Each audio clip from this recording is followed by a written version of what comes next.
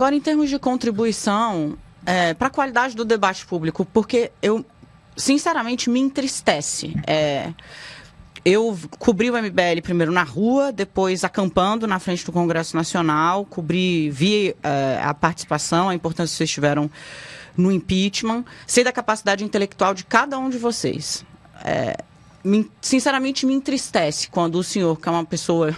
Depois vamos mostrar o livro, né? O livro amarelo que ele trouxe aqui, o programa de governo, que eu brinquei que era a Bíblia do MBL. Me entristece um tanto, porque quando eu vejo uma pessoa que tem a capacidade intelectual que o senhor tem, a capacidade de produção intelectual que o senhor tem, com 18 anos, 19 anos, começou a escrever artigos, inclusive, no jornal mais reputado do país, que é a Folha de São Paulo.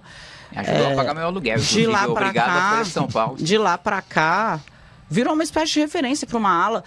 A forma como, inclusive, o senhor decidiu fazer as coisas, o senhor está aqui com segurança. Os alvos do senhor, muitas vezes, não tem.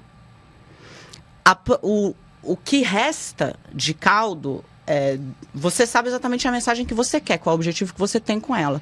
Não tenho muita clareza se o senhor sabe o que o senhor produz com isso. Qual é o tipo de resultado na vida prática das pessoas que são alvos. E eu nem estou falando especificamente aqui de mim, eu posso elencar vários. Exemplo. E esse aqui é uma figura pública, tá? Que foi muito importante para o MBL. Ajudou a botar o MBL de pé pelos acertos e pelos erros.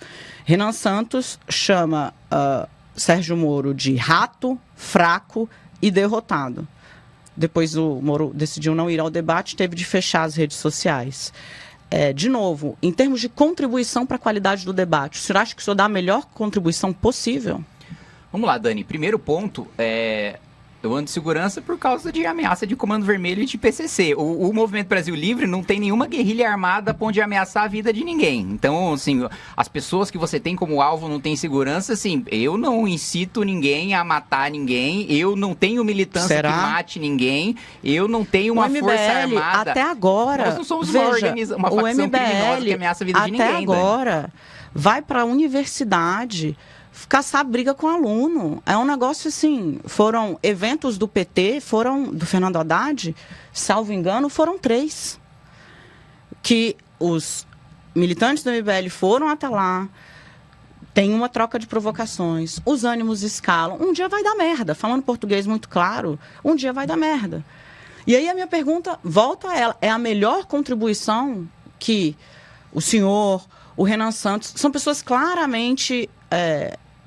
muito habilitadas, com altas habilidades, para usar a expressão da moda, todo mundo lido, todo mundo entendido, todo mundo esperto, é a melhor contribuição até hoje. É tipo, pegar e emular o que fazem deputados da mais baixa qualidade, por exemplo, da Alesp, aqui em São Paulo, é uma pergunta, é uma curiosidade que eu tenho. O Mamãe Falei, inquestionavelmente inteligente, rápido. Isso é o melhor que vocês conseguem fazer? Dani, vamos lá. O exemplo que você citou é perfeito para mostrar o quanto ninguém está ameaçado em razão de um embate político com o MBL, que é justamente o oposto, né? Todas as ações em universidades, nenhuma delas, ninguém do MBL, primeiro, não bate em ninguém, segundo, não começa a bater em ninguém. Sempre sai atacado, sempre sai agredido. E a nossa diretriz há 12 anos sempre foi, não, obviamente, não começar a agressão, mas segundo, se agredido, não revidar. Mesmo porque você falou sobre o acampamento pelo impeachment em frente ao Congresso Nacional, eu estive nesse acampamento.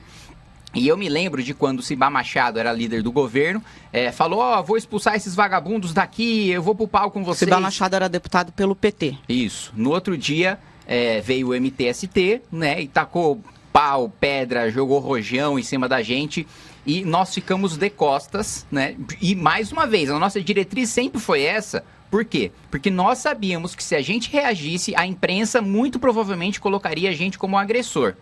E aí, nós estávamos de costas, nós só apanhamos, quebraram a costela de um militante nosso. No outro dia, a capa dos jornais era confronto. Mas que confronto? Confronto pressupõe 2 lados brigando. A gente sempre apanhou. E apanhou quieto ainda. Então, Dani, você me desculpa, mas não existe nenhuma ação nossa que tenha ameaçado a vida de ninguém. Mas chamar de rato, chamar o Moro de rato... Não é um pouco excessivo para alguém que quer ser presidente da República? Não. Ele é um senador da República, né? O senador da República não pode ser rato?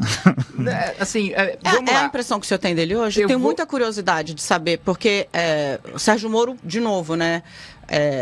Impossível dizer que a direita que está aí, em todas as suas vertentes, e eu já fiz questão de separar aqui o MBL e o Missão, farei quantas vezes for necessário, seja pela, de novo, né, a qualidade intelectual, seja pela diferença sutil, eu diria, na forma. Mas ele foi um motor para essa direita. Há uma decepção com o que se tornou.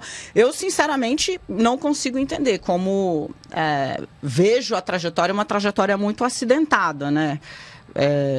De todo poderoso para alguém que saiu desafiando o governo Bolsonaro e agora está lá ao lado, inclusive, defendendo o Flávio Bolsonaro de acusações que vocês, inclusive, cobram investigação. Qual é o juízo de valor que você faz desse personagem hoje? Então, é exatamente esse ponto que eu coloco. Você pergunta, olha, há uma decepção com a forma que vocês criaram ter levado a isso? Há uma decepção com as pessoas, né, que na época do impeachment nós éramos uma coisa só, por assim dizer, né?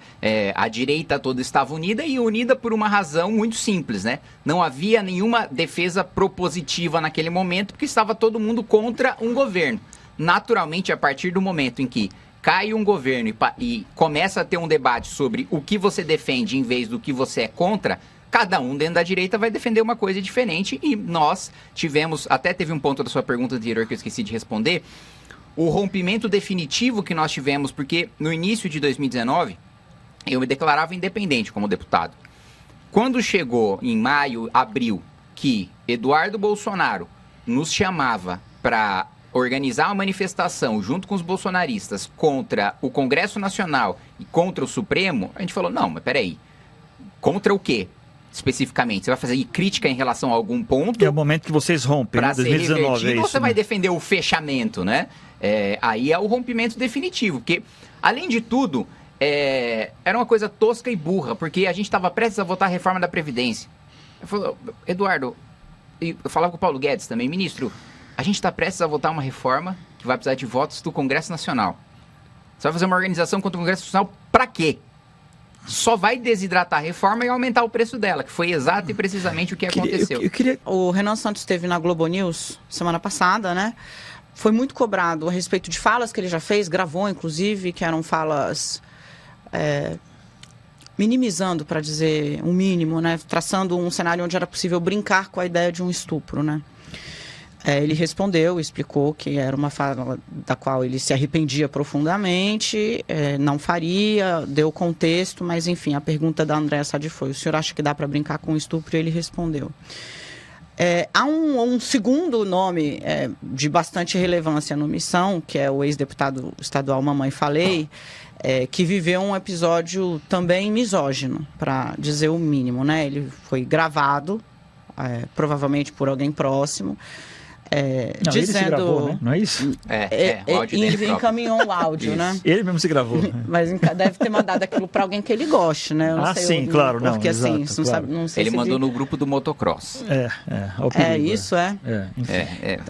Eu vou repensar a minha fala sobre a capacidade de brincadeira. Pois não foi a coisa mais inteligente do mundo. Bom, mas voltando aqui, misógino, né? Para dizer o mínimo, ele basicamente disse que era fácil, falando português claro, né? Comer as ucranianas, que ele tinha ido lá fazer ainda um negócio para entender qual era da guerra, né? Mas voltou com essa. Era fácil comer porque as ucranianas, as mulheres do leste europeu, porque elas eram pobres. Custou o mandato dele.